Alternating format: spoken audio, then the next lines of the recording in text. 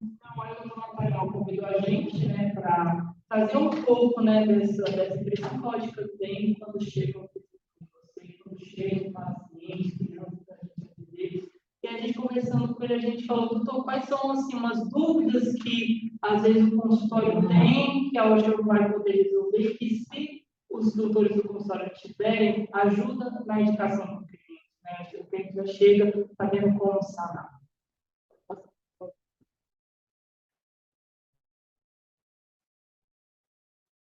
Então, como a gente falando, a gente vai falar sobre as lentes materiais, né? Hoje em dia existem dois materiais de lentes, os minerais, que são os mais antigos, eles são feitos de vidro, eles conseguem ter um alto índice de refração, mas eles não têm uma descrição muito, eles quebram fácil. Né? E o mais moderno, que são os de policarbonato.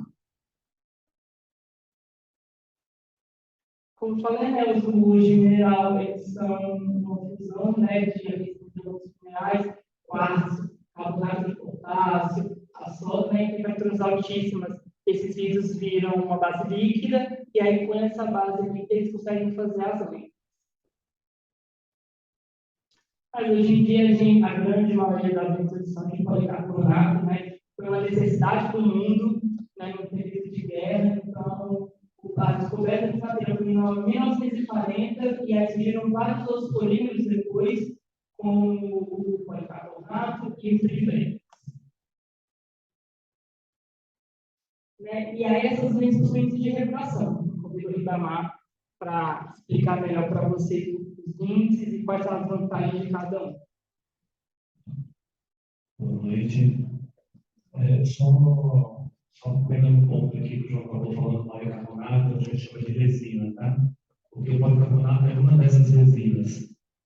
O material cristal que ele falou antes caiu praticamente em desuso, né? Hoje quase não se usa mais para criança, é um material pesado, é um material que quebra com facilidade, né? Então, só com esse alta de um peso muito grande, 25, 30, a gente já consegue fazer uma coisa cristal. Porque as resinas a gente só consegue fazer até 20 dioptrias, né? Isso em 1.74 e total, né? Miopia com astigmatismo, no máximo até 20 dioptrias. Então, aí, na resina que estava falando que é o que mais usa, a resina 1.5 é aquela resina comum, é o grande comum que a gente fala. A resina 1.53 e 1.59 são as resinas resistentes, né, para crianças são as mais indicadas, principalmente quando não tem alta metropia, né? Então, 1.53 e 1.59 resolve tranquilamente. A Trivlex tem um valorado melhor do que o policarbonato, embora quando você adiciona a parte do antirreflexo, a dispersão cromática já não é tão forte, né? Então, dá para usar bastante, principalmente se for na metropia um pouco intermediária. 1.6 e 1.67, a gente já considera, já entra para a parte de médias, né? Médio índice de retração, principalmente 1.6, e 1.67 e 1.74, que é o mais forte, quando tem mais um valor de dioptria bem mais alto. O que muda em relação a isso? Você já deve saber sobre isso, a questão mais comum. Eu vou passar para vocês, a gente fez uma demonstração, a gente fez o grau de -7, tanto no material 1.50 quanto no 1.74, para vocês verem a diferença que fica a espessura da lente e o peso. Para ver o quanto que isso impacta na qualidade de vida que vai dar. Exato. E aí, quando o índice de refração é exatamente isso. Quanto maior o índice de refração, mais essa lente vai ficar fina, vai ficar leve, e tem também a resistência, também uma resistência muito boa. Mesmo um índice de refração mais alto, mesmo sendo triplex, você pode comparar que são os mais resistentes, mas tem uma boa resistência também, dá para indicar direitinho para a criança. Hoje mesmo, hoje não, esses dias atrás, na verdade, eu peguei uma amostra disso para a criança, e a dioptria dela é -12 por -2, quer dizer, 14. Uma criança de basicamente 4 a 5 anos, né? Está em 4 a 5 anos. Há um ano atrás, quando ela fez também um óculos comigo, a mãe dela estava falando que ela estava com uma dificuldade muito grande de concentração, essa questão de estava muito introspectiva, né? E aí, depois do ano atrás que ela já fez o óculos, já ficou bem melhor, fizemos a aula de natação para ela também, com o grau. Então, aí ela conseguiu se enturmar melhor com os colegas, né, de natação. E hoje ela estava bem dinâmica, pega o óculos, estava muito interessante. Esses são material. Tem alguma dúvida, algum questionamento sobre materiais?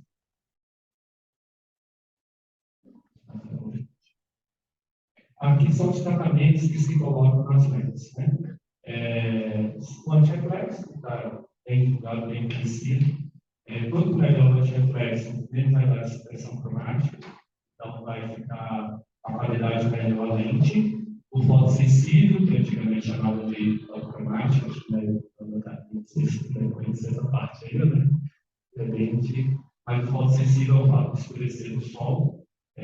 As melhores marcas sempre têm uma qualidade de proteção ultravioleta também um pouco mais sensível. O polarizado é basicamente para óculos solares, não tem polarizado color, como não estava querendo que eu fizesse para ele polarizado color, não tem como, é só em óculos solares, polarizado.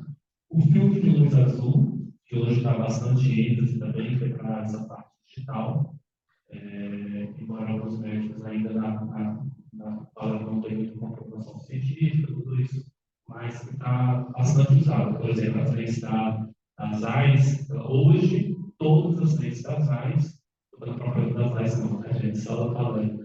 Elas estão vindo com proteção de luz azul.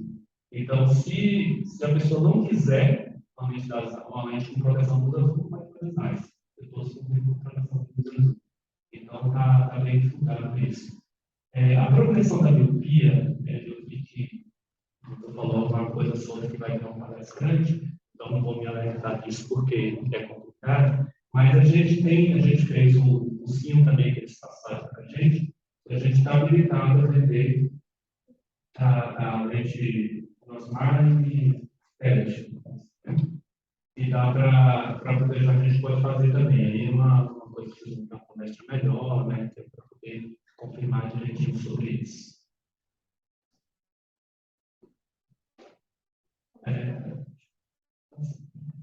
A adaptação dos óculos, né? A gente entende que para um cliente hoje estar bem adaptado com o óculos dele, a gente considera um tripé, né?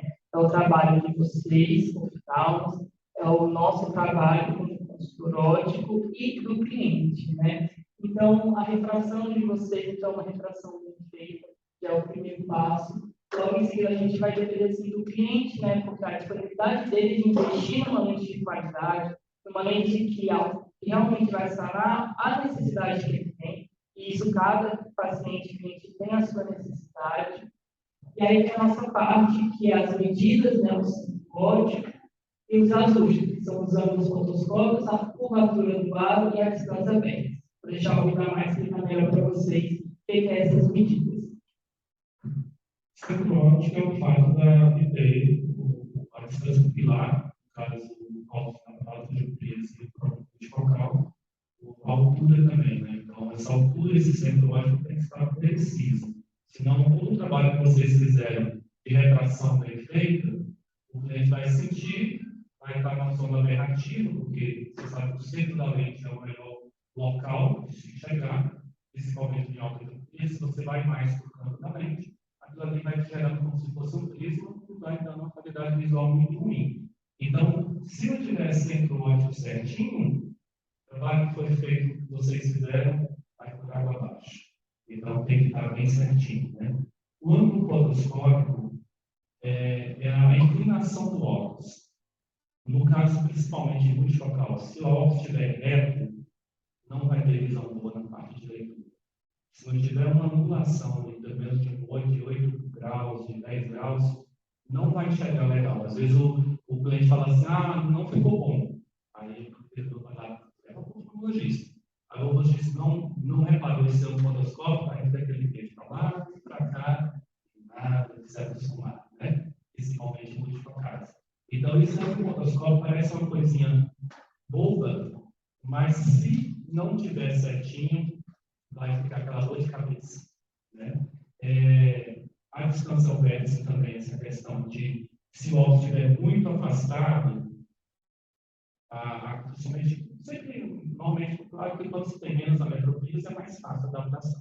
Quando está um valor mais alto de ametropia, sempre vai dar mais complicação. Então, se tiver uma distância ao vértice muito afastada, também acaba dando uma dificuldade muito grande nessa adaptação do paciente.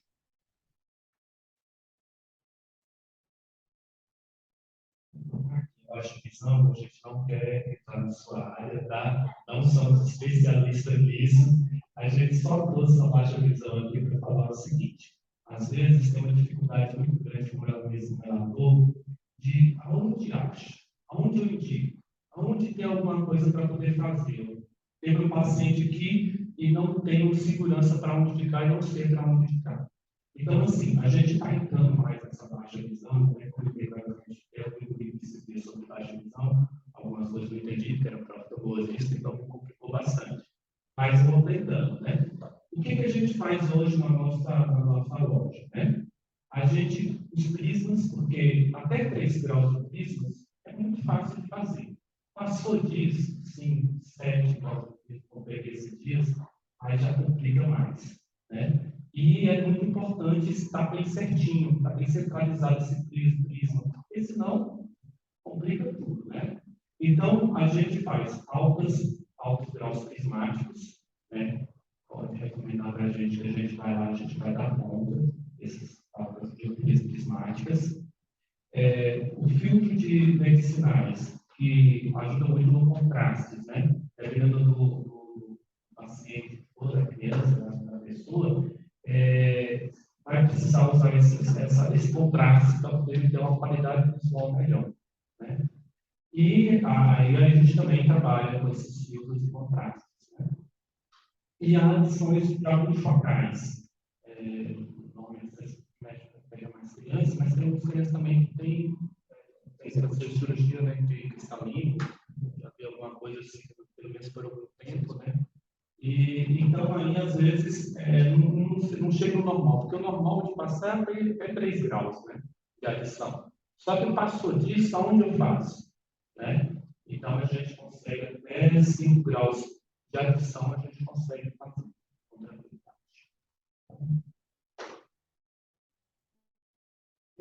Só surgiu alguma coisa, não acontece não. Gente, então eu agradeço, né, a atenção de vocês, agradeço o convite para eles participarem aqui.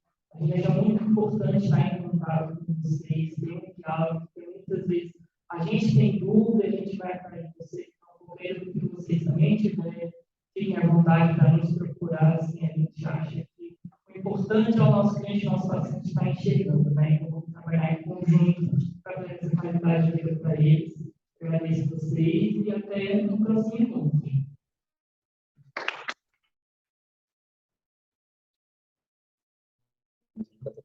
Obrigado por aceitarem o convite. Vou convidar a Ana para falar um pouco do trabalho de vocês.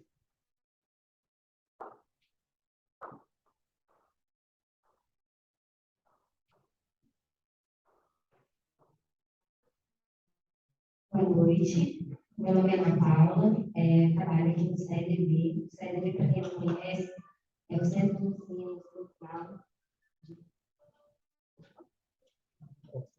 Acho que nem precisa, né? O CEDV é o Centro de Ensino Especial de Deficientes Visuais, fica aqui na 612 Sul, ali ao lado do setor leste, e ele é o único centro do DF do entorno para atender as pessoas com deficiência visual. Então, lá hoje nós temos uma média de 460 estudantes conosco e das mais diferentes idades. Então, a gente tem lá o nosso grupo da educação precoce, que a gente hoje atende aproximadamente 100 crianças, na faixa etária de 0 a 3 anos e 11 meses. Temos algumas crianças que estão na fase da alfabetização, de 4 a 10 anos, e atendemos também não só a inclusão, mas a comunidade, que aí a gente não tem limite de idade.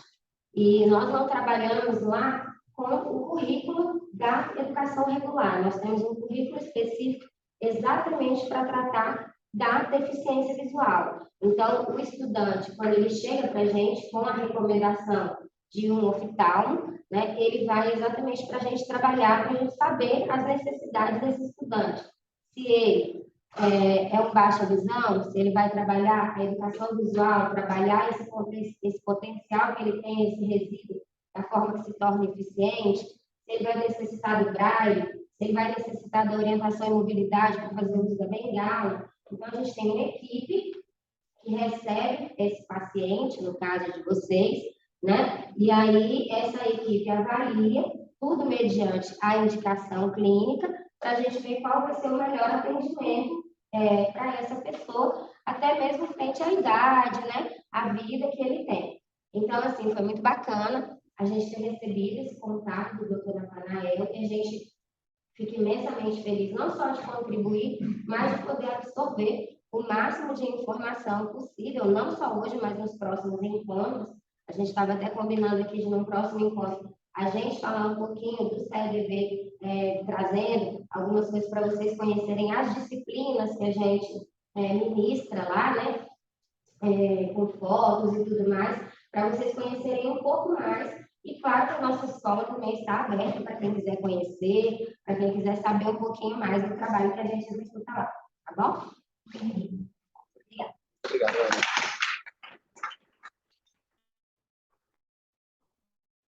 Eu só vou introduzir a nossa convidada de hoje. Essa é a professora Ilana, ela é graduada em fisioterapia pela Universidade Estadual de Goiás, especialista em fisioterapia e gerontologia pela Associação Brasileira de Fisioterapia em Gerontologia, certificada pelo Conselho Federal de Fisio e Terapia Ocupacional, e é mestra em Tecnologia, Gestão e Saúde Ocular pela Unifesp, em Habilitação e Reabilitação Visual. Graduações em Brasília, Goiânia e no Rio de Janeiro. Então, é a professora Ilana de Freitas Pinheiro. Então, agradecer muito a sua participação. Antes de passar a palavra especificamente para você, vou deixar a Júlia apresentar para a gente um caso clínico, tá, Júlia?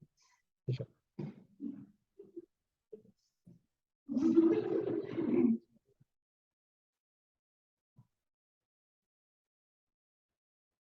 Júlia, pode ir.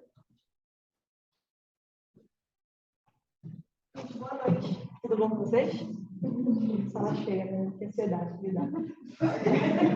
Meu nome é Júlia, tudo bem? Eu sou fellow de Estradinha, eu faço pediatria aqui do HUB, eu fiz residência aqui. E eu vou apresentar para vocês um caso clínico que representa o dia a dia do profissional que trabalha com reabilitação visual. Bem interessante esse caso. A nossa paciente do caso é a NSS, é uma criancinha do sexo feminino, ela tem 11 meses de idade. Ela foi trazida pelos pais com a seguinte queixa. Doutora, eu acho que a minha filha não está enxergando. Uma queixa ruim de você receber numa parte de pediatria, né? Já fica, nossa, preocupante. A criança não tinha nada em história pessoal, história oftalmológica, história familiar. Família normal, o parto foi tranquilo, a gestação foi a termo, sem complicações, nada que pudesse justificar. Aí, no primeiro contato com a paciente, a gente viu o seguinte. Passa, doutor, por favor. Dá o play no vídeo. Por que foi de lado? Bem, não estava de lado, eu juro, tá, gente? Estava de frente. Mas se vocês prestarem atenção, vocês percebem que mesmo apresentando um objeto diante dela, ela parece não fixar com o olhar. Os olhos buscam um estímulo visual diante da face, mas eles não conseguem ficar parados. Isso que tem no estágio, tem, assim, se você perceber, tem também o que a gente chama de roving eyes, que são os olhos buscando algum tipo de estímulo em algum lugar. Aí sempre que ela olha muito para algum local, o olho começa a tremer. Eu sei que tem alguns alunos de medicina da equipe que estão no começo do curso, no estágio, é quando o olho tem um tremor. Pode ser vertical, horizontal, até mesmo conjugado. Aí ela tem um estágio horizontal, sacadas rápidas. E isso é um indicativo, infelizmente, de visão baixa, no caso dela, dos dois olhos. Pode passar, doutor, por gentileza.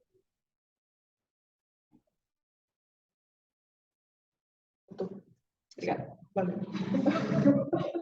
Aí, a atividade visual do paciente, no exame oftalmológico, a gente sempre começa assim, a gente vê o quanto que o paciente enxerga. Quando o paciente é adulto, a gente tem tabelas para isso. O paciente enxerga 100%, 90%.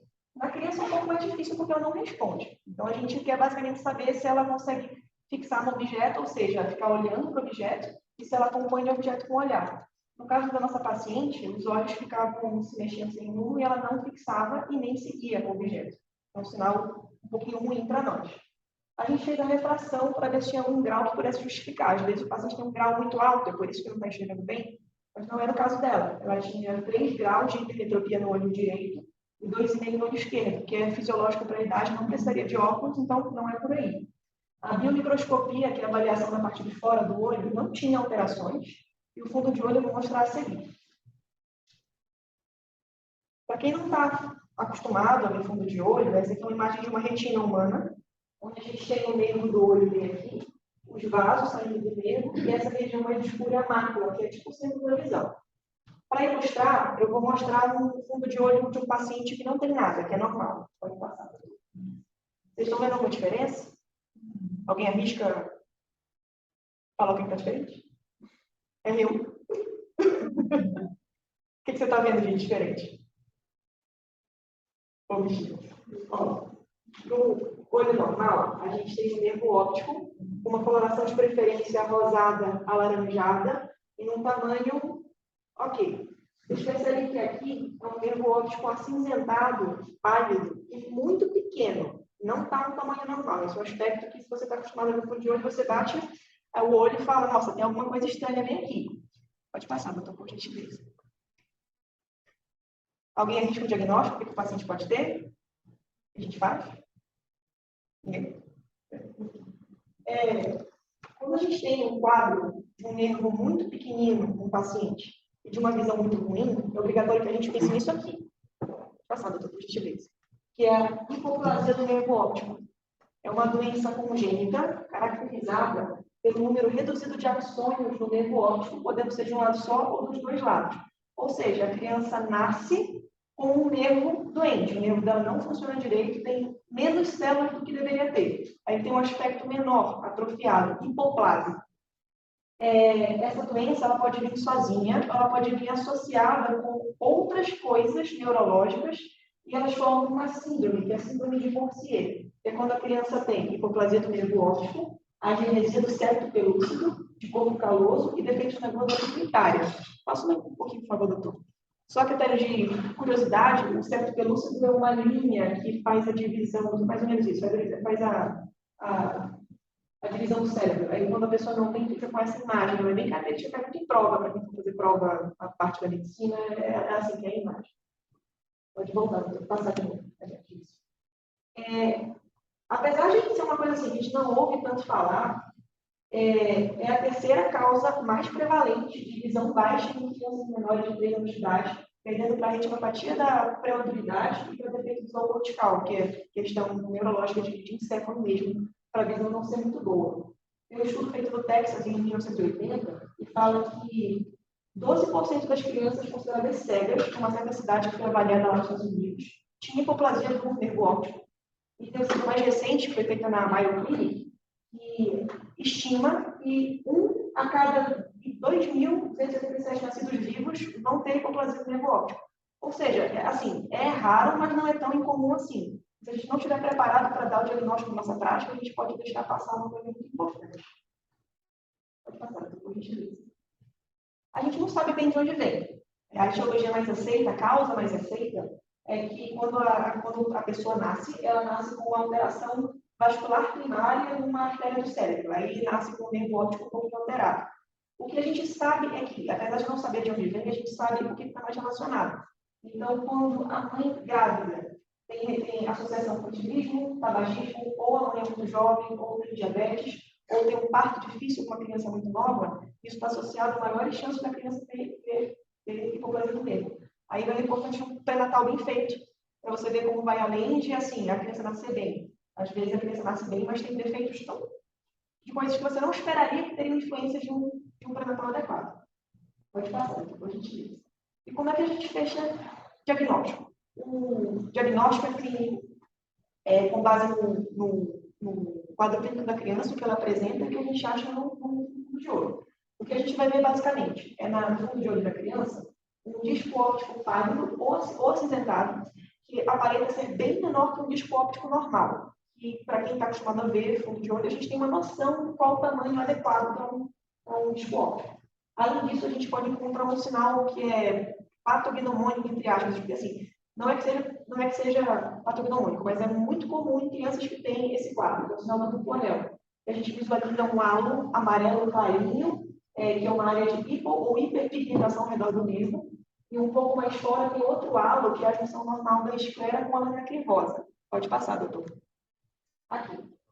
Esse é o nervo hipoplásico. Você vê que o nervo em si é pequeno, ele é só isso aqui.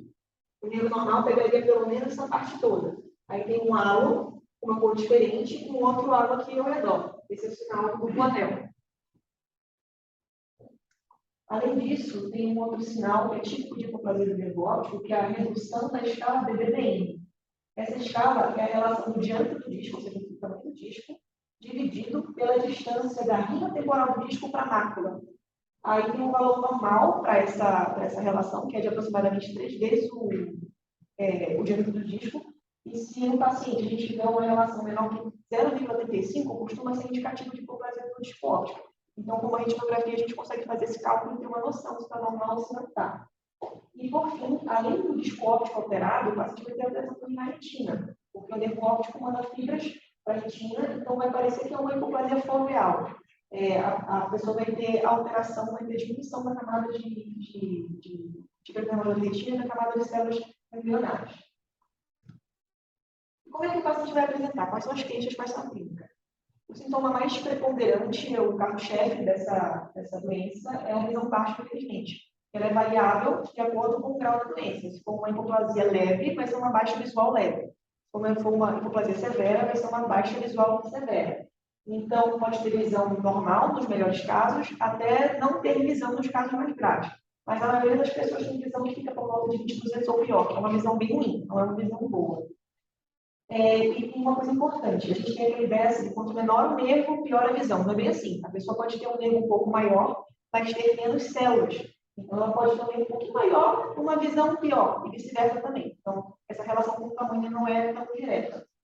A gente espera encontrar defeito pupilar aferente relativo, que é um defeito da pupila. Quando você joga a luz no olho, você espera que as duas pupilas contraem.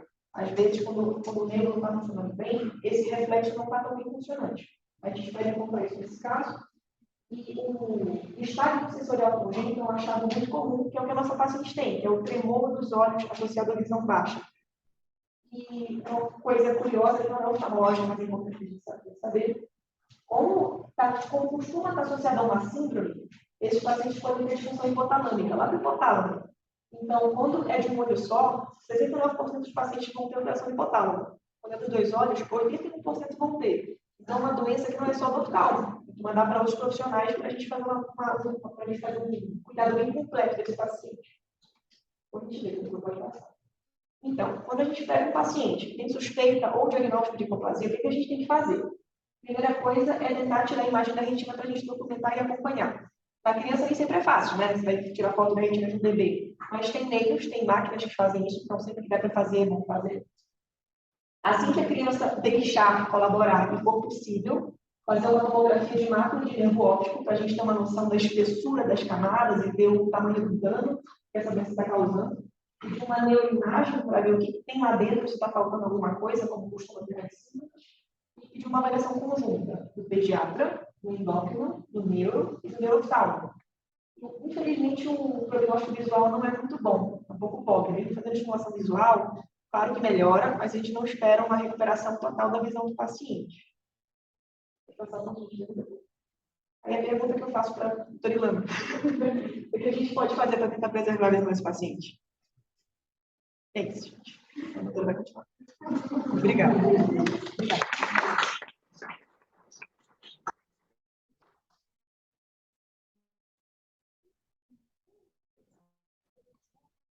Muito obrigado, Júlia, pela aula. Vou convidar a nossa professora, a doutora Ilana, para falar um pouquinho para a gente. Júlia me deixa aí, né? Uma bomba bomba no bom sentido. Pessoal, boa noite. Boa noite, gente. Boa noite.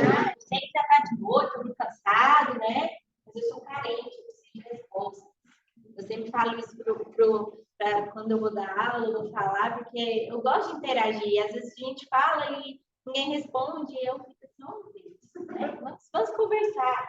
Então, o doutor Natanael já me apresentou, meu nome é Ilana, sou fisioterapeuta, meu trabalho maior é com idoso e adulto, mas eu tive uma experiência que foi fantástica trabalhando com as crianças, na estimulação visual precoce, na estimulação visual já de crianças maiores, e no meu mestrado eu trabalhei com essa questão da estimulação visual. Então, no final, eu vou falar um pouquinho sobre o que eu fiz, né, dentro do meu trabalho de mestrado, e tive a grata satisfação de trabalhar com a doutora Célia Nakami, uma pessoa fantástica. Ela, inclusive, é coautora do meu artigo, do meu trabalho, então, assim, falo isso com muito orgulho, que tive essa oportunidade. Estou muito feliz de saber que aqui em Brasília tem um CEDV, que é especialista, que trabalha com pessoas com deficiência visual. Tive a grata satisfação de fazer um mini curso no Benjamin Constant, no Rio, que é referência, e assim, é muito bom saber que tem e que a gente pode contar com vocês e trabalhar em conjunto, no que eu puder contribuir e ajudar, que eu sou sempre à disposição, tá? Fui convidada para falar sobre estimulação visual precoce e vou tentar aí, né, trabalhar com vocês essa questão. Deixa eu passar por tudo. Então, antes de começar a falar sobre estimulação visual precoce, eu trouxe alguns conceitos iniciais importantes para a gente entender o porquê dessa intervenção dentro da oftalmologia e do desenvolvimento da criança. Então, o desenvolvimento das habilidades visuais não é inato, é aprendido. Estou aqui com grande parte de residentes e médicos oftalmologistas, nem ouso a falar sobre desenvolvimento visual, mas sabemos que a criança, ela nasce e se desenvolve o sentido da visão a partir de experiências. Ela já não nasce enxergando 100% 3D, cores e tudo mais. Então, a gente precisa, sim, do estímulo visual. Então, nos primeiros anos de vida, as crianças são mais dependentes da informação visual em detrimento das informações somatosensoriais e vestibulares. Até porque a criança, quando ela nasce, ela ainda não consegue fazer controle de cabeça, ela não senta, ela não movimenta muito. Então, a posição da criança, a princípio, ou está de supino, ou está de prono, e aos poucos ela vai recebendo estímulos, tanto somatosensoriais, de tanto sensibilidade e posicionamento da cabeça, que vai trabalhar essa questão vestibular. Então, a manipulação da informação visual altera o controle postural em bebês e crianças. Então, dentro do que é o controle postural, a gente tem um tripé, que é o sistema visual, vestibular e o somatosensorial. E o visual é o primeiro que a criança adquire, né, dentro do seu desenvolvimento motor normal. Então, no que se refere ao desenvolvimento motor, ressalta-se que o grau da deficiência visual tem diferentes efeitos no desenvolvimento das habilidades motoras.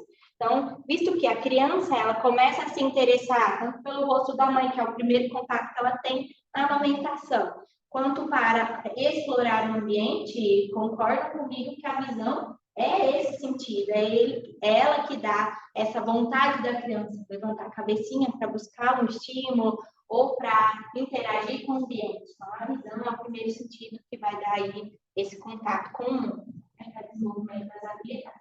E assim, antes de falar, a gente precisa assim, falar sobre função visual e visão funcional.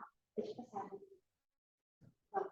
As funções visuais, vocês conhecem muito bem, assim como visão funcional, mas sim são essas funções que vocês avaliam, a grande maioria dos oftalmologistas, vocês buscam, vocês estudam, que é acuidade visual, velocidade de leitura, quando essa pessoa faz a leitura, sensibilidade ao contraste, glare, campo visual, visão de cores, visão de profundidade, enfim, todas as funções relacionadas ao sentido da visão. Então, seria como o olho funciona.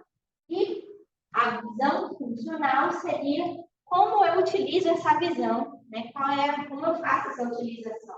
Adaptação visual aos estímulos, coordenação olho-mão, exploração do ambiente através da visão, percepção no espaço e, dentre outras funções. Então, como realizamos as atividades relacionadas à visão.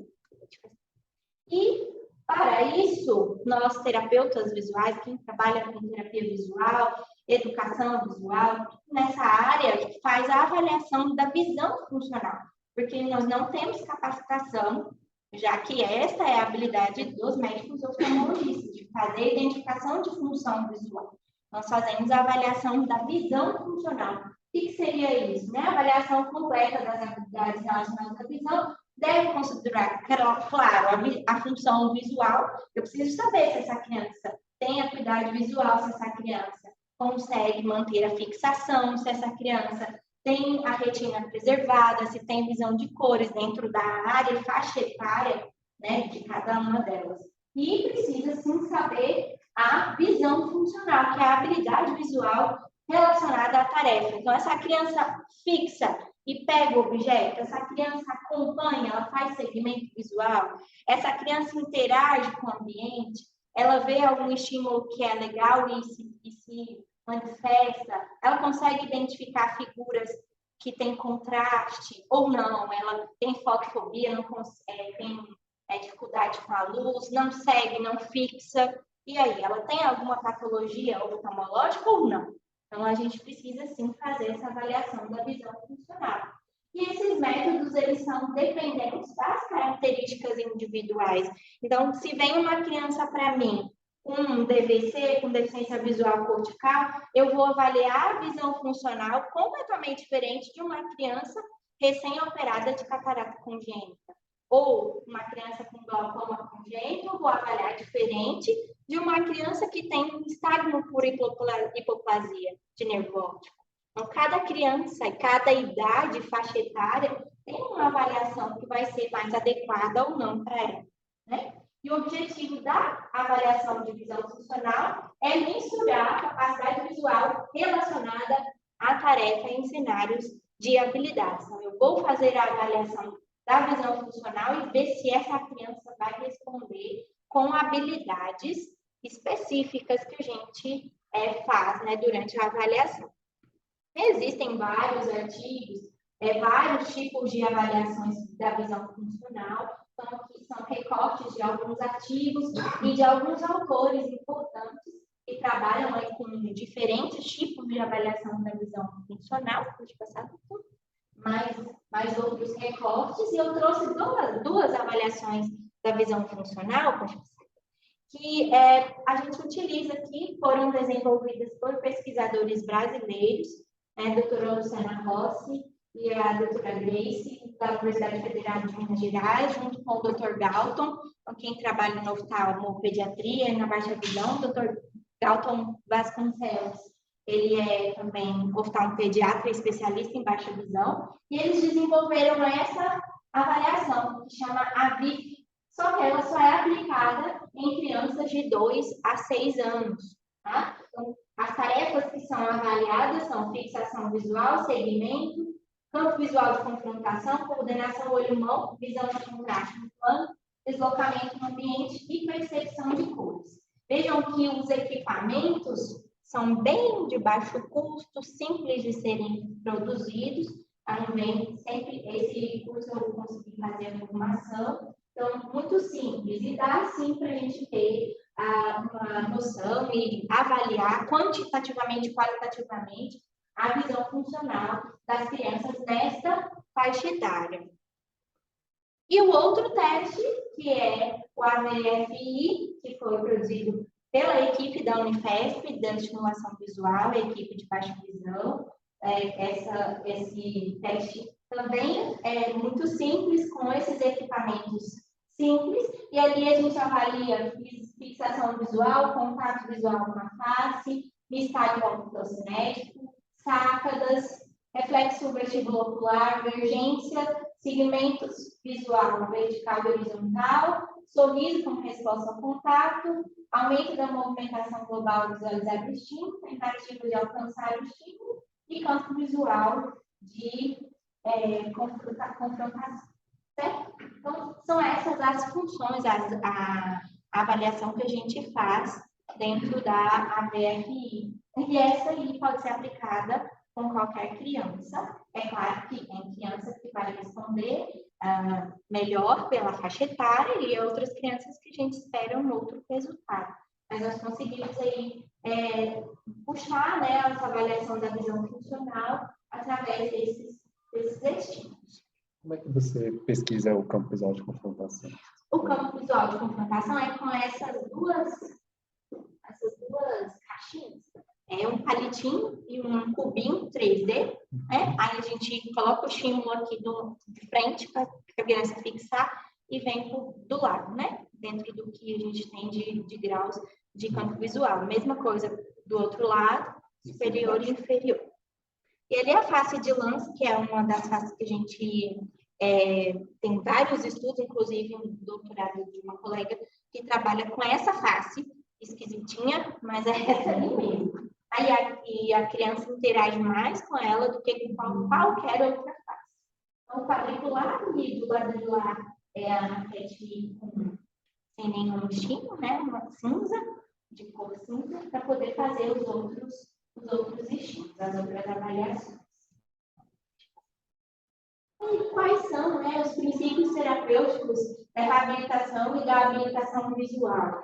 Para quem trabalha nessa área, tanto de estimulação visual e reabilitação e habilitação. Então, tem saber anatomia e fisiologia do sistema visual, as patologias oftalmológicas, desenvolvimento neuropsicomotor global e visual, informações de funções visuais, avaliação da visão funcional e qualidade de vida. Então, trabalhamos aí com esses princípios para estar aplicando a estimulação visual. E, por fim, a definição do que seria a estimulação visual precoce, né? Uma intervenção para crianças com baixa visão, sendo considerada uma ação efetiva para propiciar resultados visuais mais consistentes no trabalho de doenças oculares. Quanto mais precoce o diagnóstico, o início da estimulação, melhores as repercussões na eficiência visual. Então, lembrando que muitas vezes a gente não consegue melhorar essa acuidade, algumas vezes sim, mas a função relacionada à visão, a gente consegue bastante estimular. No caso da criança que a doutora Júlia trouxe, né, com hipoplasia, a gente consegue trabalhar, às vezes, com estímulos maiores, com mais contraste, para melhorar a fixação, porque o nistagmo não deixa ela fixar a imagem na retina. Então, alguns estímulos, às vezes maiores, mais distantes, por ter uma hipermetropia que seja fisiológica, mas a gente trabalha aí com contrastes, e aí eu vou trazer um artigo que está aqui junto na apresentação sobre as luzes piscantes e alguns estímulos que não são muito bem aceitos dentro do que é revisão de literatura e da literatura científica relacionada à estimulação visual. Que quando estourou o boom da estimulação visual, a gente vê muitas informações e, como em qualquer outra área, existem informações que são conflitantes. Né? Então, vamos pensar no que diz respeito ao desenvolvimento do sistema visual. A gente não aprende a enxergar em luz piscando e muito menos em ambiente muito escuro. Então, a gente usa a estimulação visual no escuro quando esta criança tem uma necessidade extrema de conter algo muito destacante para ela conseguir enxergar. E ainda assim, o ambiente da sala de estimulação visual é completamente despoluído, né? Vamos dizer assim. Eu não tenho muita informação. E aí sim, eu jogo um foco de luz mais no ambiente mais claro, dependendo da patologia da criança, para poder aí estimular esse foco, né? Essa fixação. Então, trabalha-se muito com, não sei se a gente chama de tapume ou biombo, né? Direciona ali o foco da atenção da criança, mas, infelizmente, a gente não usa luz piscante, primeiro porque estimula epilepsias crise-convulsivas e porque não é o fisiológico. O trabalho da equipe que a gente trabalha e faz parte, né, de estudos, não usa nem luz piscante e nem o trabalho no escuro. A gente diminui luz quando é necessário para as crianças que têm fotofobia ou alguma dificuldade. Tá? Quais são os objetivos da estimulação? Identificar o resíduo visual da criança, aprimorar a eficiência visual através de estímulos adequados, orientação aos pais, prescrição e uso correto de auxílios ópticos feitos pelos oftalmologistas e reintegração da criança na família, na sociedade e na escola. eu quero deixar claro que assim, a gente tem, assim como também tem viés de trabalho, cada um trabalha de uma forma, eu não defendo a forma, eu não sei qual é exatamente a forma correta, a gente não tem uma verdade absoluta, eu trabalho com evidência, o que a gente tem é isso, tá? Não condeno, não estou aqui para julgar o trabalho de ninguém, então, é a minha forma de trabalhar e do grupo que a gente faz parte, tá? Então, quais são as estratégias? Né? Estimular a visão residual como presente, uso da visão funcional aos outros sentidos, né? Associar aí ao sentido da audição, o olfato, o paladar, enfim, a gente associa. Oferecer experiências visuais associando as trocas posturais. Isso vem muito do trabalho da fisioterapia, da terapia ocupacional, né? Utilizando aí essas trocas posturais, estimulando essas crianças a trabalho sentado, deitado, em pé e assim por diante. Estimular a interação com ambientes de diferentes objetos, de peso, tamanho, textura e formas. A terapia ocupacional faz isso com muita maestria. Orientar pais e cuidadores quanto às atividades e estimular conceitos versus aprendizagem. Então, dentro do que eu sempre gosto de dizer, que orientar pais e cuidadores é uma tarefa tão importante quanto estimular, porque essa criança fica com a gente uma vez por semana, 40 minutos ou 2 vezes no máximo, e o restante. Essa é a responsabilidade da família no desenvolver dessa estimulação. E, por fim, alguns artigos que a gente trouxe relacionados à estimulação visual precoce, e é esse artigo que diz que a eficiência visual é necessária, a presença de estimulação e o treino, a gente tem a máxima eficiência visual. E que, apesar das limitações funcionais determinadas por alguma patologia, a literatura sugere que se pode implementar competências visuais. E aí é o caso da doutora Júlia. Né? A gente não pode menosprezar e simplesmente aceitar um prognóstico sem tentar, né, ou trabalhar o máximo de visão residual daquela criança associando a outras atividades. Pode passar, por favor. E é esse artigo que pontua forte crítica em relação a luzes piscantes e estímulos sem fundamentos ou bases fisiológicas. Então, foi o que eu havia comentado.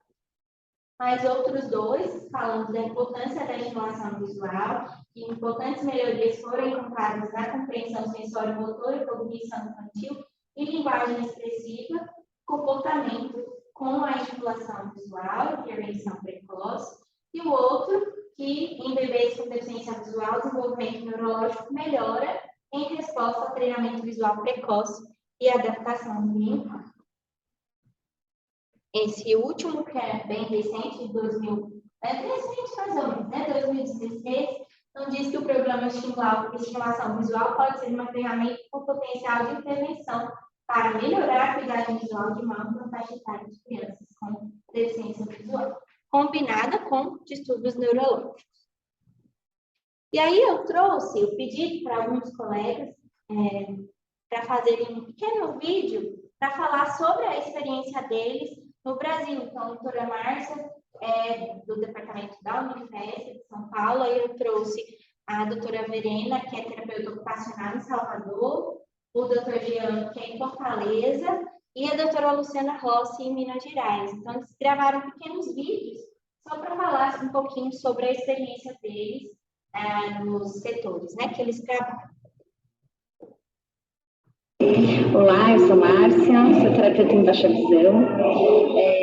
A minha formação base é a fisioterapia, mas eu fiz especialização na Santa Casa.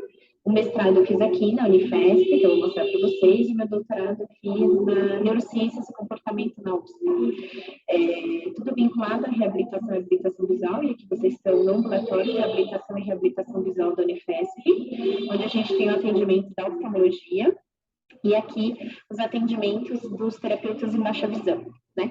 Nós temos em atendimento fisioterapeutas, terapeutas ocupacionais, pedagogos, enfim, cada um com a sua expertise, mas aqui a formação é uma formação todos de terapeutas em baixa visão. Atualmente nós temos mais de 1.000 pacientes em atendimento aqui no ambulatório, E nós estamos, né, então, dentro do ambulatório de estimulação visual precoce, do setor de baixa visão e reabilitação visual da Unifesp, né, da Universidade Federal de São Paulo, dentro do departamento de oftalmologia.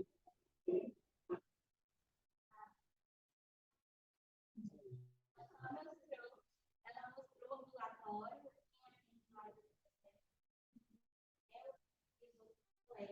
e é tudo muito aberto. Então, por exemplo, a doutora Célia atendeu lá, aí do nada, eu só preciso da doutora Márcia. Ela vai lá, chama a Márcia, ela vai lá, e elas mesmas lá, na mesma hora, não preciso falar com a psicopedagoga, já chama, e o ambulatório é todo aberto, super interessante, muito legal a experiência lá.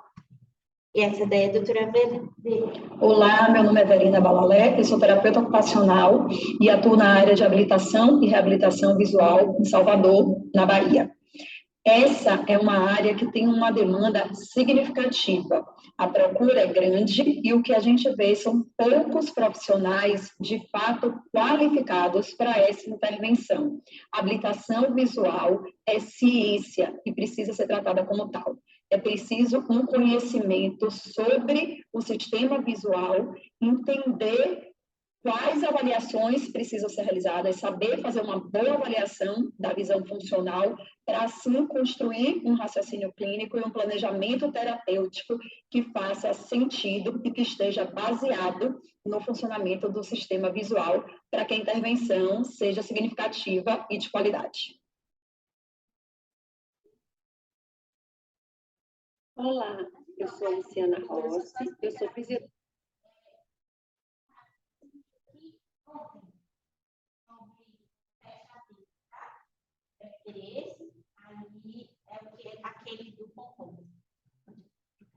Terapeuta do setor de baixa visão infantil do Hospital São Geraldo, do Hospital das Clínicas da UFMG, desde 1995, onde atuo com crianças com baixa visão em equipe interdisciplinar. Eu sou mestre em Ciências da Saúde da Criança e do Adolescente, autora do teste AVIF para avaliação da visão funcional de crianças com baixa visão de 2 a 6 anos e também do livro Teste AVIF, Visão Funcional, Modelo de Abordagem Multidisciplinar em Baixa Visão Infantil. Eu estou aqui hoje para falar para vocês um pouquinho sobre a importância da estimulação visual precoce. O sistema visual, ele não está totalmente desenvolvido ao nascimento. Então, todas as experiências vivenciadas pela criança, elas vão repercutir de uma forma muito importante no próprio desenvolvimento deste sistema, como também no desenvolvimento da criança de uma maneira global. Então, para poder atuar com crianças com baixa visão, devido a alterações oculares ou devido a doenças neurológicas, com baixa visão cortical, é muito importante que seja feita essa estimulação em tempo oportuno por profissionais capacitados. Gosto de reforçar e enfatizar a importância desse trabalho, onde a gente vai fazer a estimulação da visão funcional e, no nosso caso, na nossa equipe, nós trabalhamos de uma maneira bem integrada a estimulação do desenvolvimento da criança como um todo.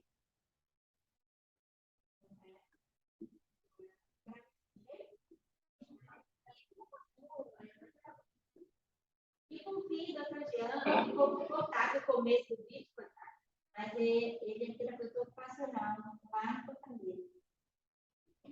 E atuo na área de habilitação e reabilitação visual, as modalidades de atendimento, de estimulação precoce, estimulação visual, adaptação de recursos ópticos e não ópticos e orientação em mobilidade. E quero ressaltar a importância da atuação interdisciplinar, essa atenção à saúde ocular, do terapeuta ocupacional, junto com o fisioterapeuta, com o oftalmologista, assistente social, com psicologia, psicólogo, certo? Vou dizer para vocês que também eu desenvolvo alguns recursos terapêuticos, certo? Para ajudar tanto os familiares, bem como os colegas terapeutas, certo? Nas avaliações e práticas do dia a dia, seu cotidiano de intervenção terapêutica, tá bom?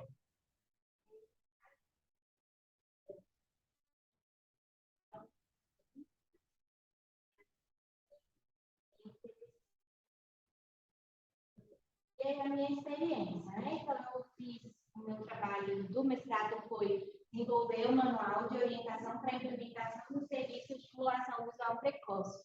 Eu visitei 6 instituições no Brasil para entender como é o trabalho de EVP, para poder saber como é que eu monto um serviço.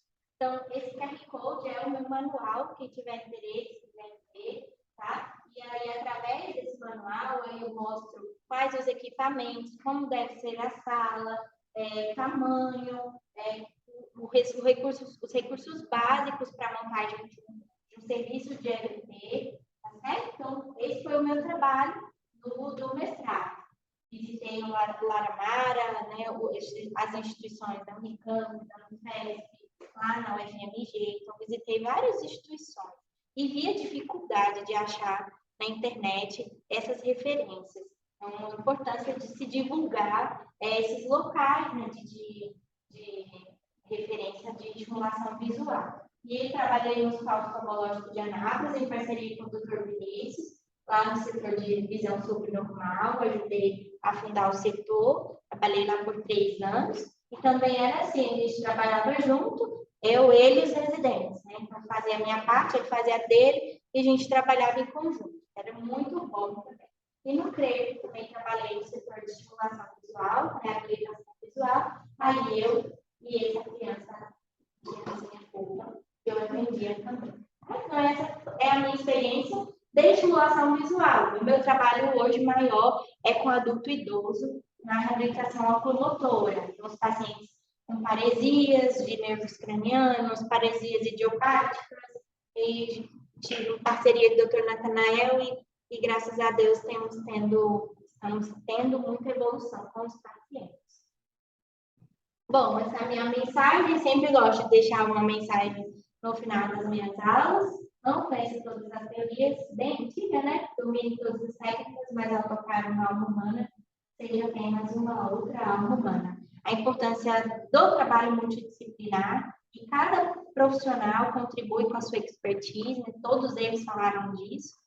Por isso, a estimulação visual precoce, ela não é individual, né? Ela é em conjunto. Então, é isso. Muito obrigada por terem prestado atenção, por terem ficado até o final. Me coloco à disposição. E muito obrigada mais uma vez pelo convite.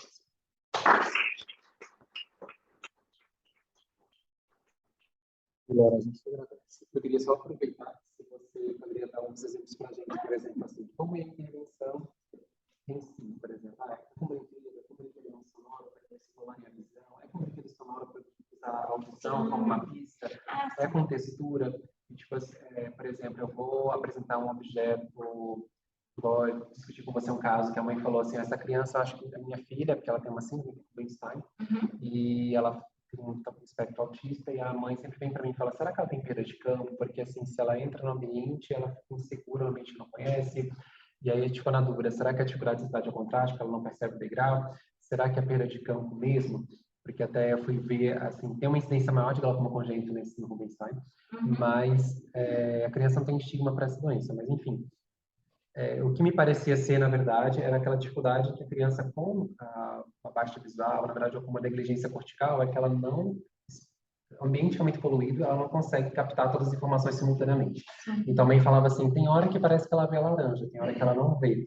E aí ela falava que o terapeuta mostrava para a criança a laranja, depois mostrava no meio da fruteira com várias frutas, depois mostrava um card para ver se ela reconhecia a figura da laranja e reconhecia a laranja fisicamente. Então, assim, como que é esse trabalho? Só de curiosidade para a gente entender, assim, como que ele é feito.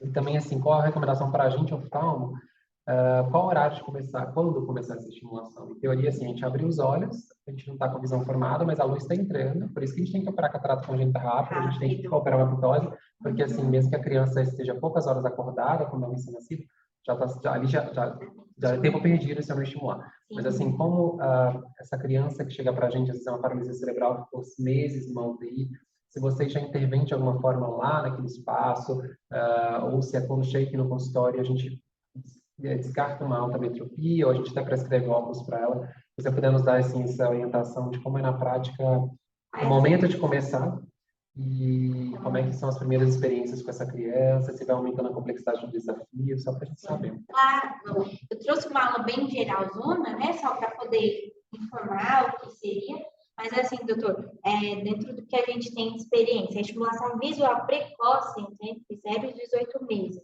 precoce, tá? Então continua sendo estimulação visual. Mas qual que é a diferença do estímulo? Existem sim trabalhos já dentro de UTIs neonatais com estimulação visual. Eu não me lembro hoje qual é a instituição, mas já existe sim um trabalho dentro das UTIs. Mas pode ser encaminhado o mais precoce possível. Detectou alguma alteração, seja ela de cunho neurológico ou estrutural, de estrutura ocular, já pode ser encaminhado para o serviço, porque o serviço segue a sequência do desenvolvimento visual acompanhada ao neuromotor. Então, se a criança está com 1 a 2 meses, o que essa criança vai fazer a nível visual e a nível neuromotor? Para que ela possa acompanhar as crianças da idade e o desenvolvimento visual também. Porque muitas vezes, na maioria das vezes, eu tenho um atraso motor. Então, a gente faz esse casamento do visual com o motor. E dentro da sessão, né, do atendimento de estimulação visual, eu tinha colocado um vídeo da professora Márcia mostrando o consultório dela. Mas é um consultório sem muito estímulo, que foi o que eu fiz na orientação com essa paciente. Eu fui até a casa dela e eu vi que a sala de brinquedos tinha 1 milhão de estímulos. Tapete colorido. Aí, quando eu entrei na sala, eu falei, tira tudo. Aí, tirou tudo. Aí, expliquei para a mãe. A gente, às vezes, coloca uma cartolina preta que seja, para diminuir a complexidade, apresenta o objeto. Então, dentro do início do atendimento da estimulação visual, a gente sempre começa com figuras de contornos regulares, altos contrastes. Essa é a fala da professora Márcia. Figuras com altos contrastes e contornos regulares, que são as primeiras que a gente consegue identificar dentro do desenvolvimento visual. Às vezes, no atendimento do oftalmologista, a gente não tem esse monte de informações, né? Se, tipo, eu digo, às vezes é um brinquedo, ou às vezes o estímulo que vocês têm dentro do consultório. Aí, quando vai para nós, aí a gente tem um pouco mais de estímulos, e às vezes a criança responde por estímulos de contornos regulares e figuras. Dentro do manual, eu tenho essas figuras, eu coloco lá como exemplo essas figuras que podem ser utilizadas na estimulação visual. E aí vai seguindo esse desenvolvimento. Então, aos poucos, quando a gente consegue ver que aquela criança fixa, segue, já está fazendo contato com face, aí a gente vai aumentando a quantidade de estímulos até ela conseguir participar num ambiente com vários estímulos visuais, nessa sequência. A gente condena muito como oftalmo que a criança passe na frente de um tablet e fique lá usando o eletrônico porque poderia estimular a miopia. Porém, em contrapartida, uma criança com baixa visão, que gosta de se aproximar dos estímulos e que, eventualmente, a gente possa... Existe aplicativos, assim, não necessariamente, não estou dizendo assim, aplicativos comercialmente vendidos, mas existe trabalhos também com eletrônicos que teria algum espaço para essas crianças, assim, em alguma fase não tão precoce, mas assim, mais maduras, em que você possa trabalhar a apresentação de estímulos simultâneos, em que ela encontre o estímulo que eu quero que ela aprendeu na sessão, ela vai fazer isso em casa e vai arrastar aquele estímulo. Então, tipo, ela tem que montar, por exemplo, uma fruteira com várias frutas, ela tem que procurar as frutas que estão espalhadas na tela. Então, existe espaço para esse uso de eletrônico, assim, de uma forma saudável? Existe. Até a equipe lá da universidade está desenvolvendo um aplicativo para isso, um aplicativo para estimulação visual. Hoje, o que existem são alguns vídeos no próprio YouTube, né, de alguns canais específicos, que às vezes a gente até indica, que tem alguns estímulos muito discretos dentro do que é possível de ser feito, mas a recomendação é a mesma de uma criança que tem uma visão normal, é pouco tempo de tela, não é importante, mas que existem sim essa interação de alguns aplicativos e vídeos interativos, existe sim. Que pode ter seu espaço. Que pode ter seu espaço. A gente até faz muito uso, às vezes durante o próprio atendimento, tem colegas que desenvolvem dentro do próprio PowerPoint alguns videozinhos, algumas apresentações para que a criança possa seguir e tudo mais interativo. Tem espaços? Periodicidade, assim, vocês definem de acordo com a baixa divisão do paciente ou com a idade? Assim, quanto mais novinha, ela precisa de mais sessões por semana e vocês dão alta, o paciente fica por quanto tempo, porque os pais têm essas dúvidas também, e às vezes a gente não sabe pela idade ou pela deficiência visual. Então, dentro do que eu tenho de experiência, por exemplo, trabalhei num serviço público, a criança ia uma vez por semana. Então, a gente vê que a frequência dos atendimentos é importante de acordo com a idade, sim. Com a idade. Então, e com a gravidade também do comprometimento. A gente fazer um acompanhamento periódico que seja 4 vezes por semana numa criança com catarata congênita, né, recém-operada, que faz 4 vezes, desenvolve muito mais do que uma criança que faz uma vez só. Eu acompanhei o Aramari quando eu morava em residência em São Paulo, então a gente fez estágio lá e era muito legal, porque eles tinham como uma escolinha. E aí eles iam todo dia, então tinha estímulo com telas grandes, e aí a gente via que as crianças melhoravam muito quando faziam segmento.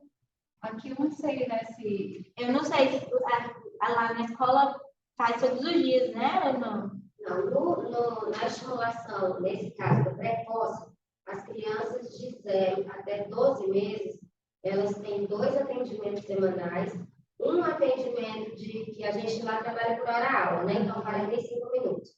Um atendimento com o profissional da área de pedagogia e um atendimento com o educador físico. De 0 a 6 meses, desculpa. De 6 meses até os 3 anos e 11 meses, que é quando encerra o nosso atendimento da precoce, aí ele passa a ter 2 atendimentos semanais com cada professor. Então, aí também vai depender muito da disponibilidade da família e tudo, se eles podem levar, mas essa é a nossa indicação. 2 atendimentos com cada profissional. Então, varia. Não tem gente que tem condição de pagar, porque o plano, infelizmente, hoje ainda não faz esse... o que a gente consegue por mandado judicial, e hoje, depois dessa alteração dos planos de saúde, está muito mais difícil.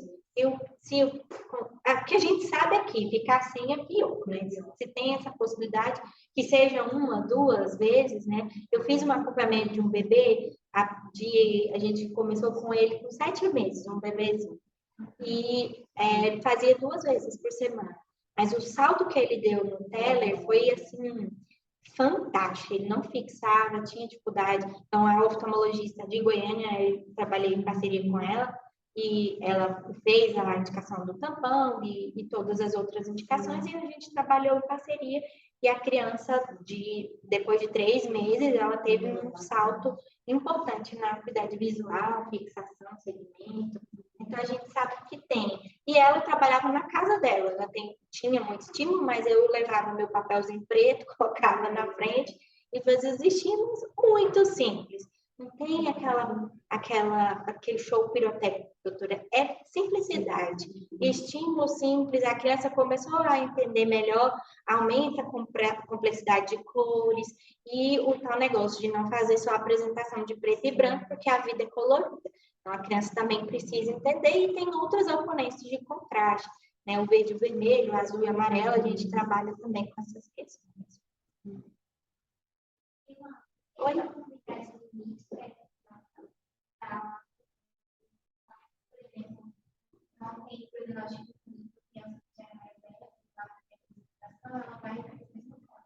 Aí, assim, depende muito, sabe? Porque, às vezes, a criança não foi estimulada quando menor, mas aí a gente faz a avaliação e vê que ainda existe alguma possibilidade melhorar a percepção visual, a atenção, ou uma orientação para a escola, né, para diminuir, aumentar o tamanho de letra, ou qualquer estímulo, qualquer orientação que seja, pode ajudar. E respondendo a sua pergunta, doutora, que eu esqueci, se tem um tempo, se essa criança tem alta, se a criança tem alta, chega no nível de estimulação visual, que a gente consegue alcançar o objetivo proposto, mas tem criança que vai demorar aí muito mais tempo do que uma outra. E tem criança, família que não quer deixar a estimulação visual, que acha que se parar, o menino não vai enxergar mais, mas existe sim uma constância e aí a gente leva para alta.